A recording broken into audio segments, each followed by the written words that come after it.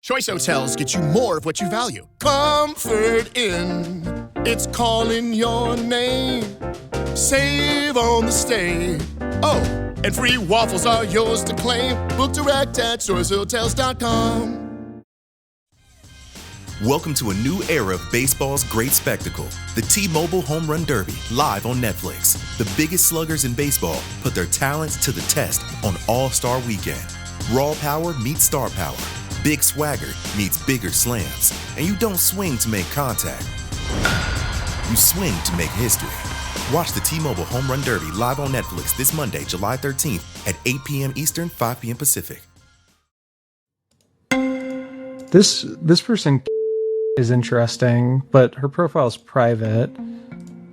Let's see your stories. So this person is from... I have somebody by the name of... Yeah, I have her. Open source intelligence. You've heard me talk about this before, probably ranting. Open source intelligence, OSINT. It's not hacking. Nobody's breaking into anything. It's just looking at what you posted, at what your family posted, or your neighbor, or your love interest, your boss, what you tagged, what they tagged, hashtags. That's right. You don't even have to be on the platform. Someone can just hashtag your name. It could be what your phone timestamps in a photo's metadata. Maybe there's a court filing that should be sealed, but oops, it's not. Peace. Enough of that digital flotsam and jetsam. That's the debris and cargo from a wrecked ship to you non-nautical types, and totally perfect. I'm sorry. I have to say that's the right image. Together, piece it together. That flotsam and jetsam. And you don't need a warrant. You don't need a badge. You don't need a camera on somebody's property. You just need some patience and imagination. Imagination? I've spent years following the surveillance infrastructure that makes it possible for anyone to collect information about all of us without anyone asking permission. OSINT is the zen of surfing the raw material of the surveillance economy. Intelligence analysts use it, journalists use it, investigators use it, even birds and the bees use it. No. Anyway, so do scammers, stalkers, and the incel creep figuring out who you know to search for tagged pictures of you in a bathing suit and where you live from just a legible logo on a coffee cup, maybe, in the background of your Instagram story. That fleeting thing. The thing that makes OSINT so powerful is that it can be fueled by people with many degrees of separation from you. A picture at a party and you have no way to stop it from being out there. But the real power comes from putting it together. A geotag here, a username there, a property record, an old resume, a deleted tweet, someone archived years ago. One piece tells you almost nothing. 50 things can tell a stranger a lot of things, like where you work, who you know, where your kids go to school, and on 3 steps ahead. That would make sense. Dad posts quite a bit. Boom. Got it. Did you? It can be super invasive. Shannon, we have first, middle, last, and a general location, right? So I'm going to end up searching Mom's profile to see if I can find anyone who has other profiles, like Ethan's or... I found Ethan.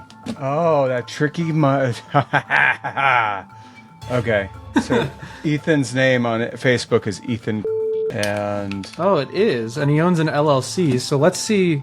I want to know where that LLC was registered. So I'm going to go ahead and look that up really quick. And you find so much out by looking up other people connected to the person you're looking up. You being me, being a person who does this.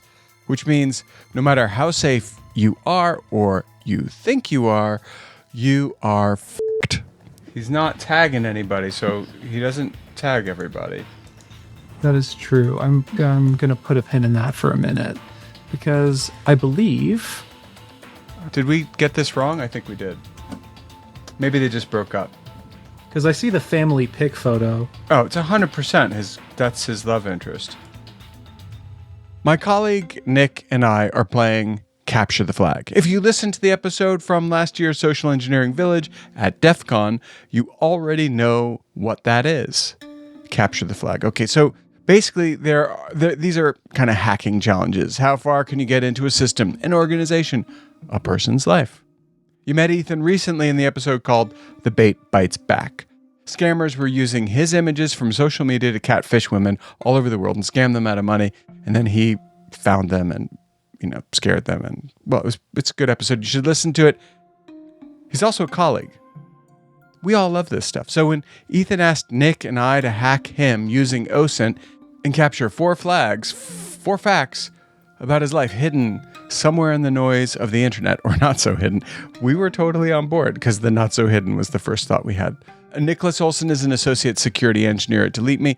His OSINT skills are better than any I've come across in the wild, or just as good, but better, I think, actually better. When it comes to just looking through what's already out there online, hidden in the everyday, the mundane, Nick is very, very good. A few hours, a few phone calls, a leaked password with a cat's name in it, and a willing victim who'd already learned the hard way how exposed he could be. None of that's the lesson here. What you're going to walk away with is how everyone we know gets hacked. Everyone we know gets us hacked. If you don't send this episode to everyone you know, for real, whatever, you really should.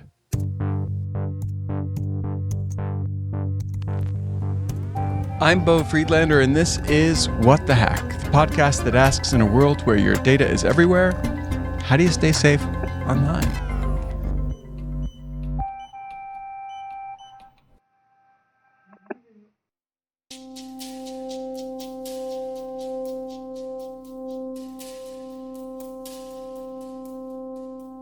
Ethan Merritt, welcome back to What the Hack. How's it going?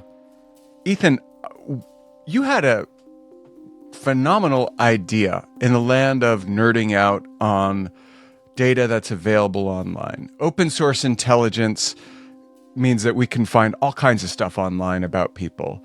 And I think, the assignment that you gave me and Nicholas Olson was really simple.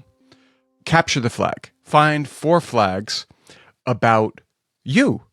I wanted to show this real vulnerable experience. I've already been targeted in the past, so I wanted to see what you guys could find that was real about me, for one, and what you might find that might be extracurricular things that were not actually me, which there was probably a lot of that as well, since I was already previously targeted before. So let's go through the flags, Ethan. Number 1. Seeing if you can find the love interest that I have. All right. And what's flag number 2? Seeing if you could find who my sister is. Okay. And flag 3? Finding out if you can find my sister's husband, who's even more elusive. And the 4th flag? Would be my current roommate.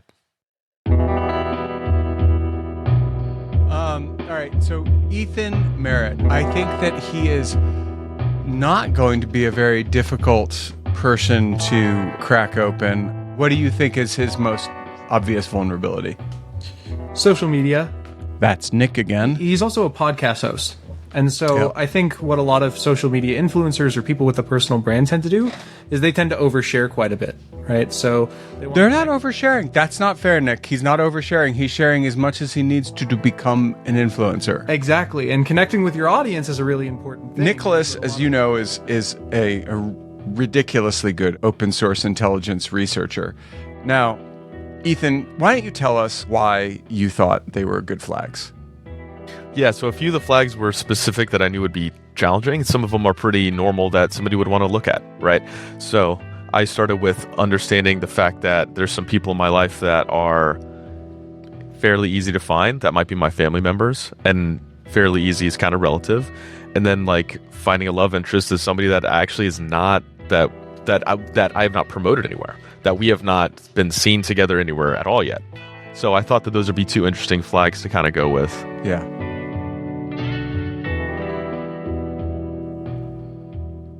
Ethan has also been a target of pretty advanced catfishing in terms of he is being used as the catfish, right? And so because of that, a lot of his digital footprint, he needs to be very careful about what he portrays online and portrays in media. Well, he hasn't been. And so here's Yes. the deal. I was going to take a page out of your notebook to do something with basic people search.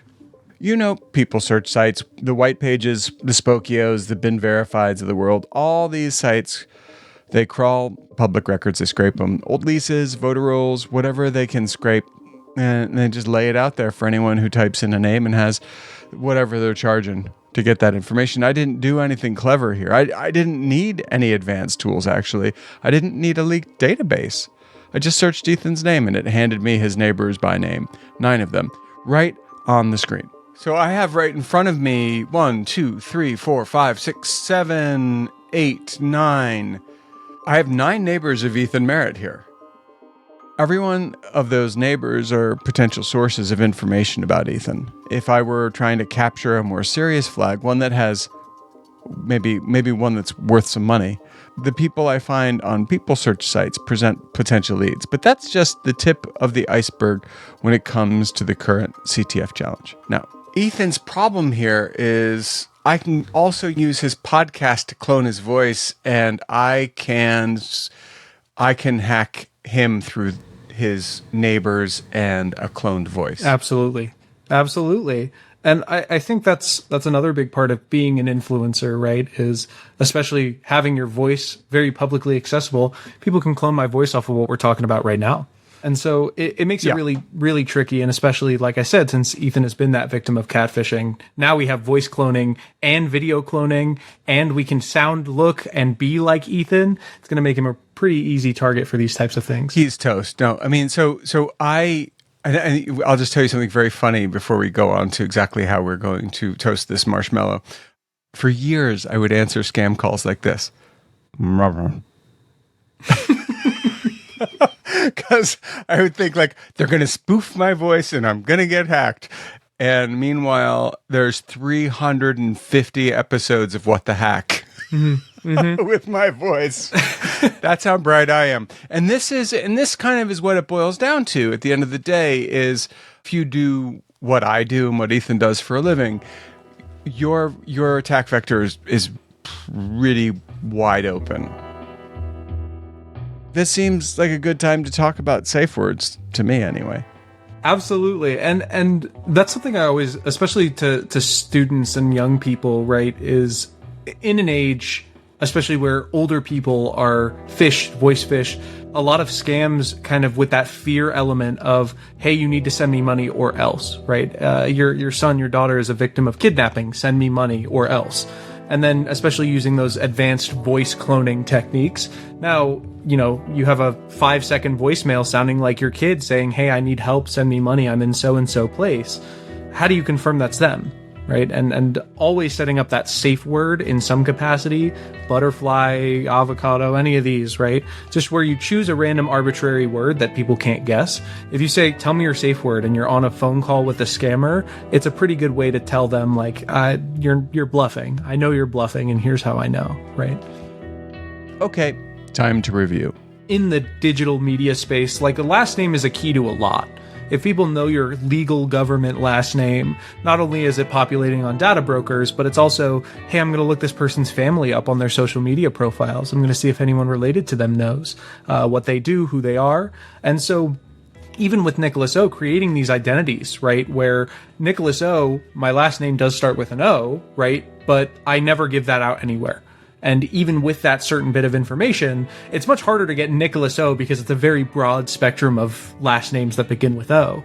But then you start to create identities around this where I know that Nicholas Austin, right, that was an identity that I used at a jump zone or wherever I went with nephews that I had or people that I was with, right? Regardless of what that is, I know that exact identity was used in this one place, and because they're calling me from this number, I know they're doing something else with that information. And so it kind of adds to that element of just protecting your identity and who you are. And so Ethan, being who he is, has his full last name on display, which I feel like we're going to be able to use in a lot of nefarious ways.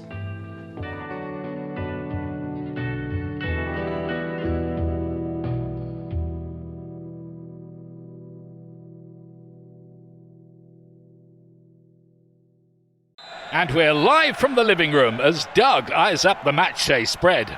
He's reaching for the buffalo wing. Perfect! Hang on, what's this? Oh, he's gone for a can of Pepsi too! Incredible! What a finish! Sensational combination! Look at the delight on his face. There's no doubt about it. It just tastes better. Match days deserve Pepsi. Food deserves Pepsi. Grab a pack of Pepsi Zero Sugar for today's match. It's poetry in motion.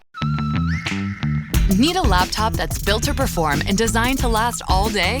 Select Windows 11 PCs starting at $499.99 are now at Best Buy. Learn more at bestbuy.com. Best Buy. Imagine that.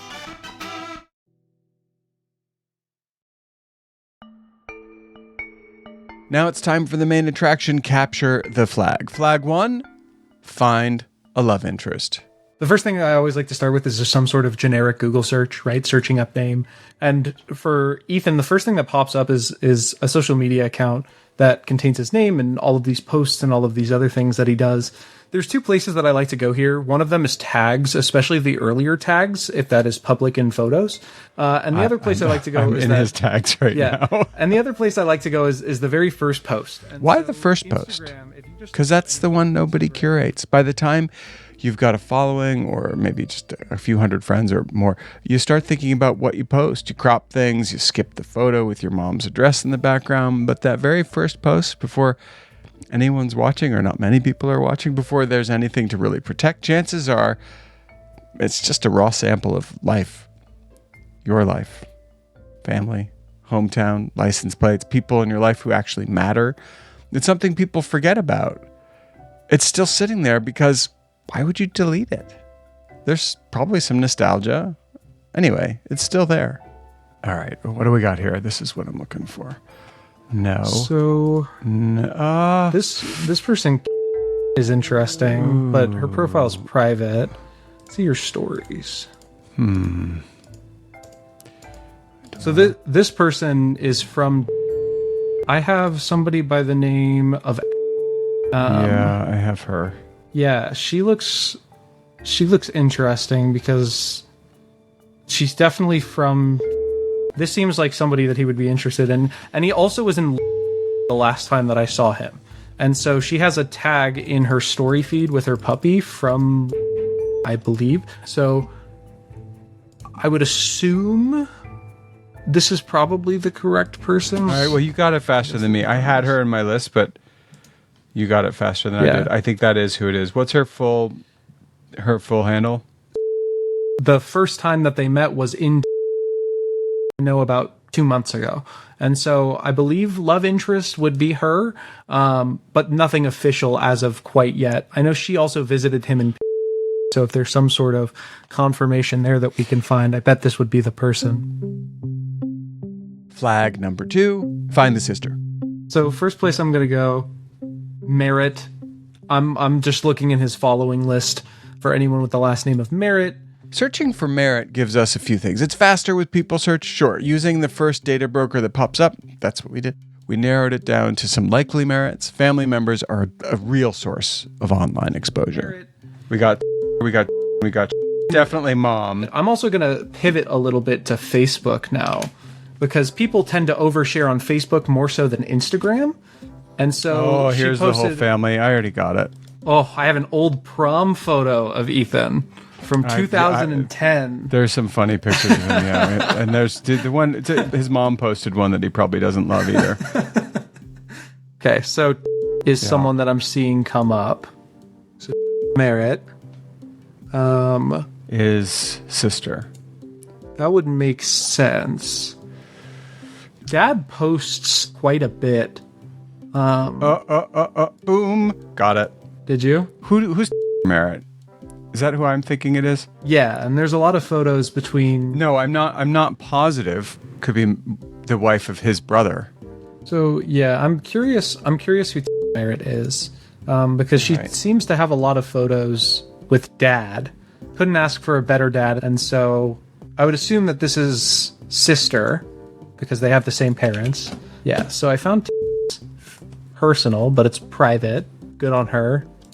And so let's see if we can Google and just see what pops up here. So University of is what I'm seeing here. What did she study? Just out of curiosity. 'Cause this is the same person for sure. She's a swimmer, which is interesting because I know Ethan was also a swimmer. He's not tagging anybody, so he doesn't tag everybody. That is true. I'm going to put a pin in that for a minute because I believe...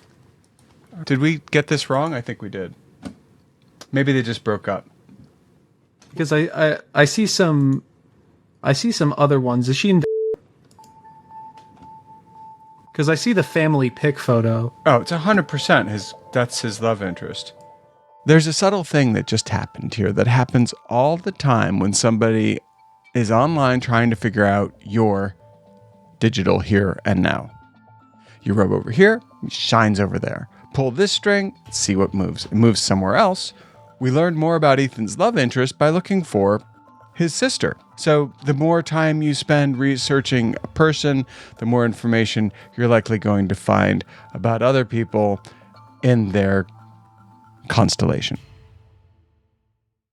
I'm going to pivot here a little bit. Knowing what we know about we have first, middle, last, and a general location, right? So I'm going to end up searching Mom's profile to see if I can find anyone who has other profiles like Ethan's or... I found Ethan. Oh, that tricky mud. Okay. So Ethan's name on Facebook is Ethan, and... Oh, it is. And he owns an LLC. So let's see. I want to know where that LLC was registered. So I'm going to go ahead and look that up. You're just showing who you're following. He's not showing us. No, he's careful. He has an old wedding photo, which I assume is his ex-wife. Oh, yeah. But here he is getting married to somebody. Who's that lady? It's a great question.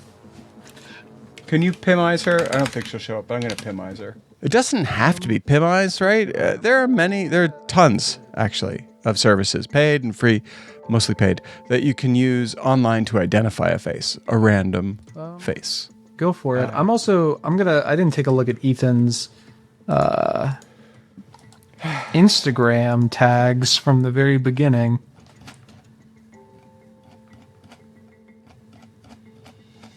Because, yeah, he's tagged in a lot, but usually the older the tags get, the more interesting things that you find. That's generally what I see a lot of the time. Who is this lady? All right.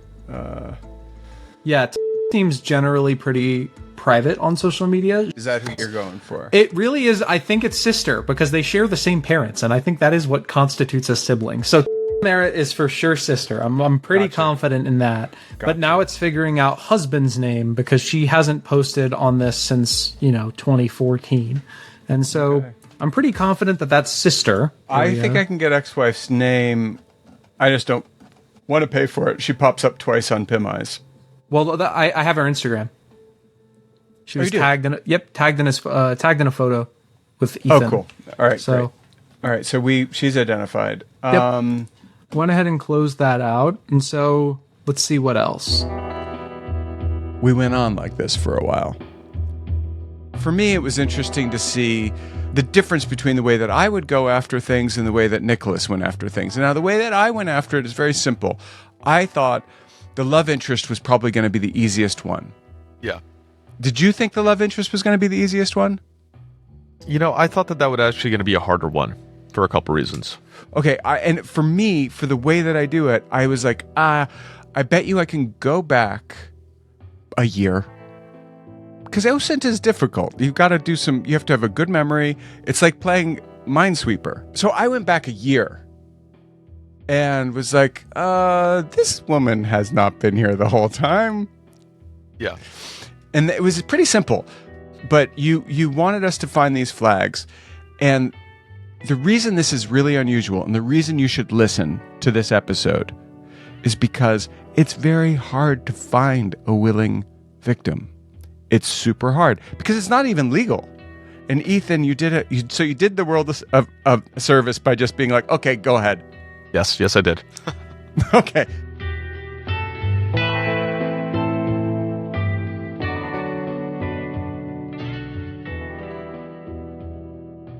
Flag 3, the brother-in-law. Sister's husband is somebody that he wants us to find and see if we can find. And so I think we can even find a little more than that too, right? Previous interests, things that he's also interested in. And build this, what I like to call the social profile of somebody. Being able to pretend to be someone so legitimately that other than social security number, you can be that person, right?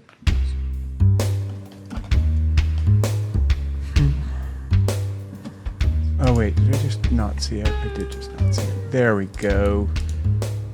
Who is that gentleman tagged in? LinkedIn is not being particularly helpful right now. That's his dad right there. So open it up. Let's see what we got. All right. You're giving me a lot of them. I want one of them. I am putting Pim eyes on this bald guy because he is in a lot of the photos with and the parents, and so I would bet that this guy is the husband of. I feel pretty confident in that. The weird thing is, sister's not showing up because in every people search thing, and just have one kid. But there's obviously a daughter in those photographs. Okay, so nice to have from for this past week. Oh, would you look at that? I feel pretty confident in saying her husband. I feel good about that. Yeah. We are enthralled with meeting your son-in-law. Thanks for sharing. He had to be impressed with his in-laws. I feel good. I feel good about that.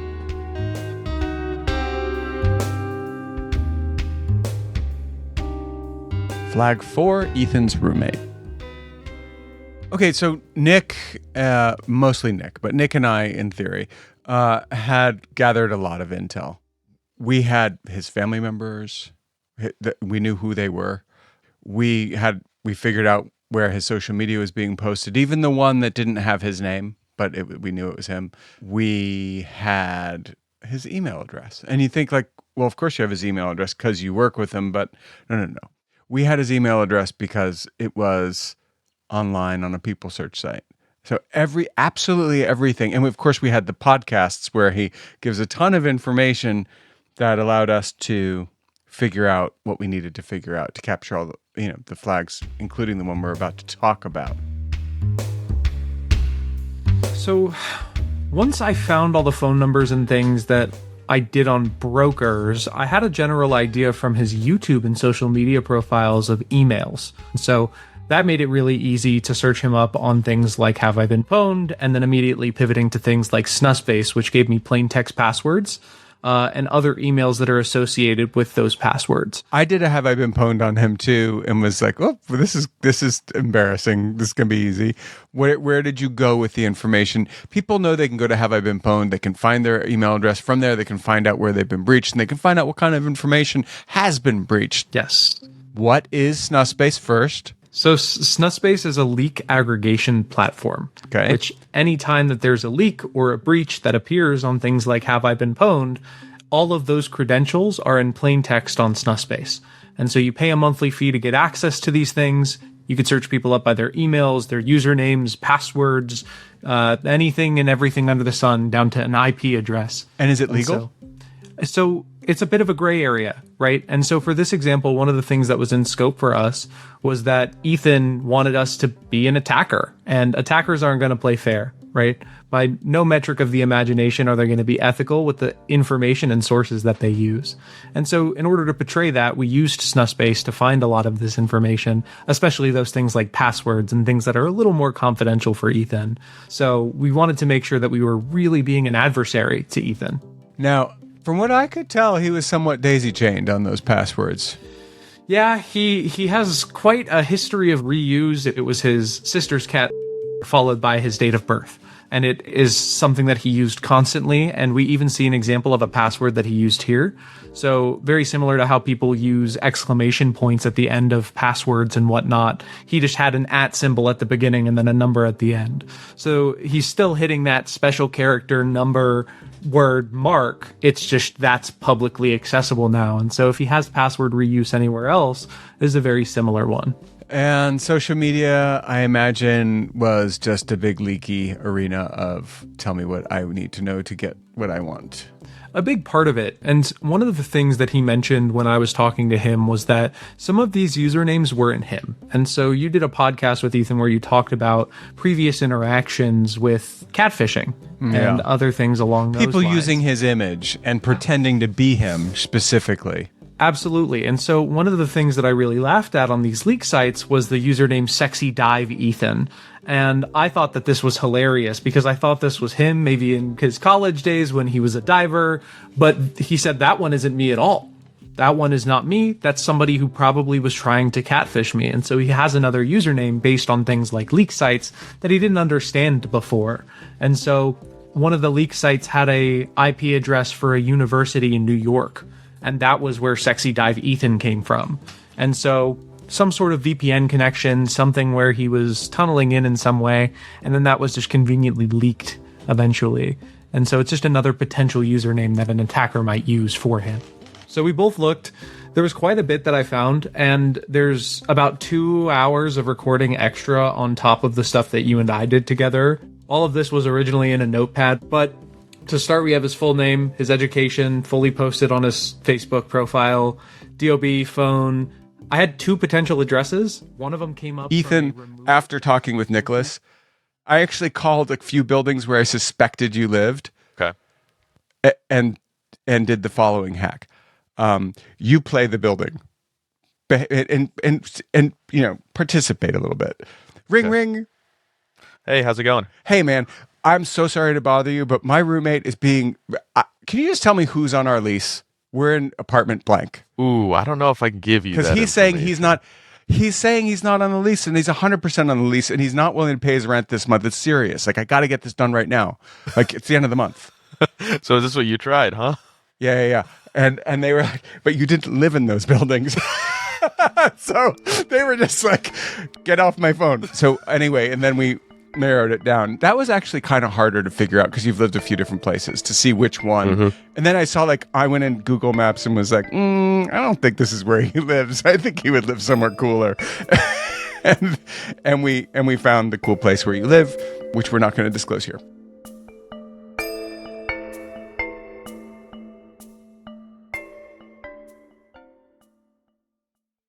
Want to elevate your travel experience? Here's how. With a Delta SkyMiles Reserve American Express card, you can relax before your flight in the Delta Sky Club with up to 15 visits per medallion year. And now through July 15th, 2026, you can earn up to 125,000 bonus miles, so you're closer to your next adventure. The Delta SkyMiles Reserve card. Check out the new design at www.delta.com/Spotify. Minimum spending requirements and terms apply.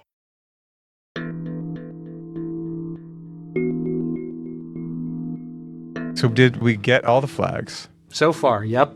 Now, I had a hard time with the love interest. It was very easy to find the person that he told us that we should not reach out to. Yes. That was easy. Okay. And should have been. Like, I get it. And the love interest, though, there were a couple. I thought it could have been. But how did you do it? I'm just curious.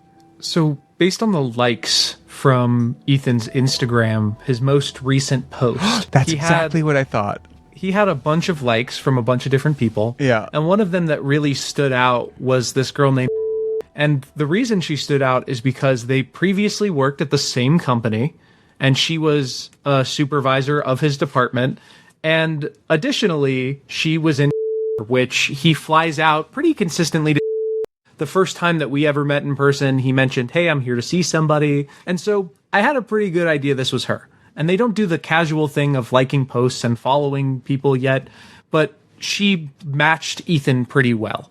And so what I mean by that is she's also a podcaster. She's very into fitness. She's an entrepreneur. She does all of these things that Ethan is also very involved with. And previously working at the same company, I had at least an established link. And so looking into her a little bit more, I found a last name, personal cell, address. After confirming with Ethan this was the correct person, and we essentially immediately found it based off of one singular connection and one previous example. And so they both like each other's posts. Ethan doesn't do that with any of the other girls who liked his post first. I went through about 15 to 20 other people who liked his post, didn't like a single other person. It was just hers that he was liking. And so I at least had some sort of established background knowledge in that, but it's also the things that we give away in person. That's what that highlights too, right? Is sure. Ethan wasn't private in person, therefore it caused a leak just directly through me. Nick is terrifying. I think you would agree. Yes. Yeah, Nick is very good at what he does. I watched his process, and it's thorough, but it's a level of creative thinking that you don't fully grasp until you see it. It's phenomenal. Now, opinion time. Ethan, do you think Nick is unique, or do you think there's some of those Nicks out there in criminal land? There are probably a ton of Nicks out there in criminal land. I think there's bouquets after bouquets of Nicks out there in criminal land. Yeah. Yes. The battle's done, and we have won. Yes, you have. Yes, all the flags were captured. What did you learn about your vulnerability through the capture of these flags? The capture of finding my sister. I think what I learned was how dedicated somebody can look and dig through your family members outside of that. So to capture that flag, finding different links of relatives and stringing it together to figure out who she is, was important. So it wasn't necessarily about my safety and what I do, but it was about other people around me. Well, what do my parents do, right? That was a big one. What do some of my other parts of my relatives do? And that is really the entry point that was easy for you guys to capture. Ethan, I have to tell you, your folks are wide open privacy-wise on Facebook, and that was a big problem for you in terms of this flag. Would you suggest to them to maybe tighten that up? Yes, I already have. They took the information mixed, I'll put it that way. Well, I was surprised because I couldn't find you on Facebook until I found them and your sister, and then I was like, oh, that's why I can't find him. Because it's not actually your name. And a page out of my playbook, actually, because my name, as you know me, isn't my name. Correct, yep. Mm-hmm. Which is, so we have something on each other. All right, your brother-in-law. How did you feel about the way that was outed? Was it in the same category of oops, or was it different? Yeah, I think it was in the same category of oops, right? So what... I don't want to give too much detail about him here, but yeah, he doesn't have a presence online almost at all. And even what my first thought was, even my sister hasn't really shared a lot of photos of him, if any, on her Instagram. So I thought if you are able to find her, I don't necessarily know if you'll be able to find him, but... So like when I saw it, and I think that if I remember correctly, the way that we identified him was because someone in the comments said it was super nice to meet blank. Yes. Terrible, right? And you're like, oh, curses. Yep. I didn't think about the entry point of my parents for him. I thought about it for my sister possibly, but not for him. But I'm not on Facebook as much, so maybe hadn't crossed my mind, I guess. My biggest piece of advice, stop oversharing. I would suggest thinking about every post you make from the perspective that other people will be publicly viewing it. A big portion of what this exposure came down to was not only responding to things that you knew were kind of fishy, right? But additionally, it was posting things like your daughter being there for... You could just say your daughter. You don't need to say where she's flying in from. Even from Ethan's perspective, you don't need to mention what your first job was in a podcast unless it's absolutely necessary. And another piece of advice, check on the people in your life. You got to be diplomatic about it, but you're probably not the weakest link in your own privacy. His parents have the worst social media presence I think I've ever seen. No, it's great. It's just wide open. Yeah, it's just wide open. And I explained this to him, and one of the things that was really interesting that they did that just shows everyday compromise was they posted a picture where it was their dog's medication, and they had like a red circle around, like, don't operate heavy machinery, like, haha, why would my dog have to do that? And they posted it for one Facebook laugh, right? No, I saw that, but it also had their address and their phone number. And Yep, it had everything on it. And so part of that is it shows a leak in some capacity. And so I figured there were going to be other things. And so sends a tendency to leak. There's a tendency to leak. And so with the sister, one of the really interesting things about was that she is very close with the parents. And so she goes on trips with them, she flies out, and there were two posts that really highlighted something interesting to me. One of them was she mentioned, hey, my daughter flew down from, so I'm seeing her from there. And so that confirmed she was in some sort of time zone address. But she also had another post, her mom, where it said, I'm so glad that my son-in-law and my daughter came down to come and visit us with their cat. And I thought that was cute, and it was a cute post, but from here I took it a different direction. I'm going to show you my text to Ethan's sister. So I went ahead. You rat bastard, did you? Went ahead and texted, so, hi there, is this... She said, who is this? And I found this number using public data brokers. And so I said, hey, my name is Max Foley, who's a real ITV director. And I said, I'm reaching out on behalf of ITV America. We're doing a reality TV dating show. Ethan applied, and you were put down as a reference. Feel free to give me a call or text back when you can. I'd love to chat. She says, sorry, I'm at work in the moment, and I'm in time zone. Can I call tomorrow morning? Now, this was great. I was very excited at this point. And I said, this is amazing. Right here, she called Ethan and said, what the hell is going on? Why did this person text me? She had to confirm with Ethan that he applied, in which Ethan immediately snitched me out. And so I tried my best to backtrack. But even with just this one text alone, I confirmed two things. I confirmed his sister's number, and I already knew she was in based on her address. So I found two key bits of information from one text without ever having to interact with her via the phone call. Period. So, again, what you did here was the yeoman's work of real open source intelligence. You looked at all the posts. And this is where everybody gets it wrong. Everybody gets it wrong here. Unless they don't have social media, unless they never have been on a podcast, there's this kind of information out there. And there are people like Nick who know how to drill down into it and will take the time.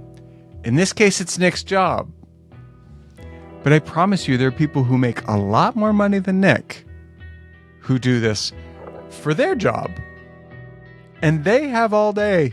And so it was a hop, skip, and a jump. That phone number, once I confirmed that it was her, also led me to her home address, which home addresses are really hard because you can't necessarily confirm.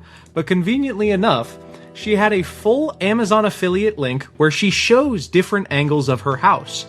And one of the things that was extremely interesting was she did a full review of a cat tree with her cat in one of these videos and showed the background of her house, which directly matched the Google Street View of her home. And so the further you scroll down, the more stuff and the more angles you get. But even things like the wood flooring, the tile, the door, all of them are the exact same with not only the Zillow listing, but the Google Maps listing as well. And so you can tell that this was the correct place and I had the correct address. And so little leaks like these, right? The things that we don't think about, the background that we have in our video. It's not so little, but so that's not so little. But you found the address through People Search or through the Amazon affiliate?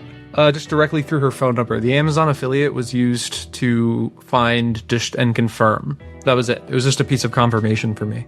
There was a couple things that I left out for just intentionality reasons, like Ethan's license plate and the car he drives. Yes, it's important. Yes, it would scare him. But for continuity and brevity, I left those out.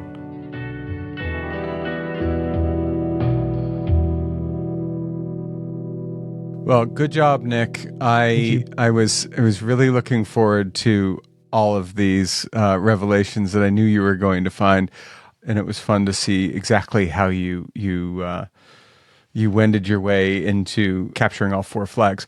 Did you have any thoughts as you were doing this regarding kind of a basic overarching directive that you would give the Merritt family? You have to draw the line of what is shareable with the public and what shouldn't be shareable. What should just be private for you? And Ethan has a really hard time distinguishing that. Even in the fun facts section here, right? Yeah. I have his earliest memory out of from his life. I'm giving him a pass on that. As a person who writes memoir, I'm giving him a pass on that. Listen, if you are a person who actually can use that information as content that is transformative, I think that's okay. But if you're doing that, then you have to take a threat stance that is you're completely exposed. There's responsibility. Your exposure is complete. And if you're doing that and you have family members who use social media and their privacy settings are wide open, you might ask them to, you might even just offer to set their privacy settings. Because that was my thing, Nick, is if the parents want to say so-and-so is coming from, that's their business. But they should be sharing their business on a private channel. I think just ways of understanding stories like this are really going to be helpful. That really showcasing this type of story in the context of saying that you're not going to be the only one that's ever going to be attacked. You're not ever just going to be able to be scot-free either. And that's why we have the tour that we worked on that we're going to be promoting, right? Because we're going to be showcasing the fact that there are stories and entry points that real world examples are going to be the best way to show this, because some people are never going to fully understand something until they watch it happen right in front of them, until it happens to them. And you never want to expose people to that side of it. It's not worth it for them. So showing this story today is going to be one of the most helpful hand points to be able to promote out there. Okay, so what is the tour called and how can people get it in front of their staff? So right now at DeleteMe, we're doing the Invisibility Tour, and it's the Going Ghost Invisibility Tour that we have. Mm-hmm. And we are trying to book this for small executive teams together at large enterprise size down to small businesses, and we'll be able to present a 2-hour learning experience start to finish with really good examples, really good experience on exposure, and a lot of education for you to walk away and tool sets that you can bring back to your team. And if somebody wants to get this invisibility tour to their company and they don't want to do open source intelligence to find you, what is the best way for them to open the door to getting that conversation started? Yeah, if you actually go to my LinkedIn, linkedin.com/ put my name, Ethan Merritt, you can actually reach out to me. We can talk more about the Invisibility Tour and what we can do for your team, bringing in some SMEs and some professionals to be able to speak to your companies in small groups so you can learn how to be safer. And if you don't know what an SME is, it's a subject matter expert, but it doesn't matter because you probably don't need him. But the fact is, yes, you want to reach out to Ethan, and Ethan's last name is spelled Merritt. So go check it out. I think we've done our job here, Ethan. Thank you so much. Thank you very much. All right. Well, it's been another wonderful adventure with Nicholas Olson, OSINT researcher extraordinaire. Thank you, Nick. Absolutely. Thanks, Beau.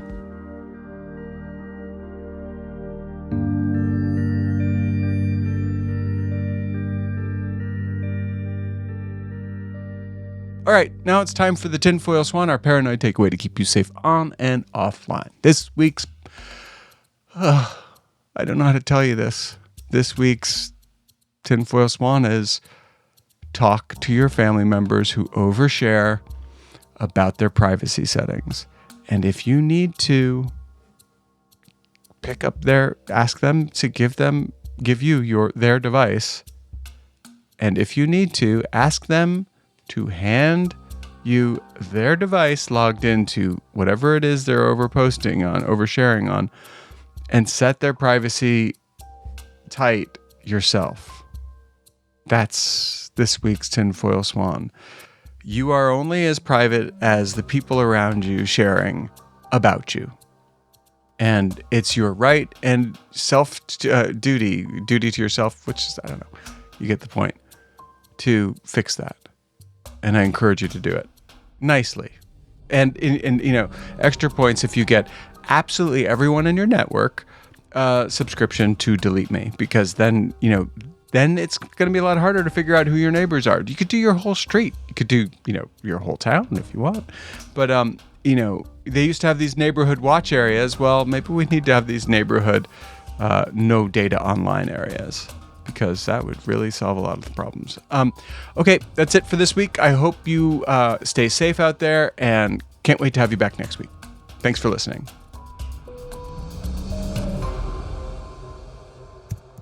What the Hack is produced by Beau Friedlander, that's me, and Andrew Steven, who also edits the show. What the Hack is brought to you by DeleteMe. DeleteMe makes it quick and easy and safe to remove your personal data online, and was recently named the #1 pick by a New York Times Wirecutter for personal information removal. You can learn more about DeleteMe if you go to joindeleteme.com/WTH. That's joindeleteme.com/WTH. And if you sign up there on that landing page, you will get a 20% discount. I kid you not, a 20% discount. So yes, color me phishing, but it's worth it. Lee C. Camp here. If you've been enjoying this show, I think you might enjoy my podcast, No Small Endeavor, produced by Great Feeling Studios and PRX. No Small Endeavor explores what it means to live a good life. We sit down with courageous, impassioned people like actor Martin Sheen or civil rights hero James Lawson to ask what it means to live a life worth living. Follow No Small Endeavor wherever you get your podcasts. Living a good life is no small endeavor, and we would love to help. There are a bunch of ways to prevent crime that no one is talking about, like how wind direction can make your community more violent or peaceful, and how GLP-1 meds could reduce felonies. This is Fighting Crime, where we ask the big questions. What if we've been having the wrong conversations about crime? Two policies, ban the box and clean slate, don't seem to be helping, even though they sounded like they should or they would. I'm your host, Christina Quinn. I'm going across the country from prisons to universities, police chiefs to inmates, to look at the evidence and question everything we think we know about how to make America safer. Economists think a lot about how people respond to incentives. If we want to reduce crime and change behavior, we need to increase the costs or reduce the benefit. Join us as we figure out new ways to fight crime and be prepared to think differently. Fighting Crime. Listen or watch on Apple Podcasts, YouTube, and Spotify.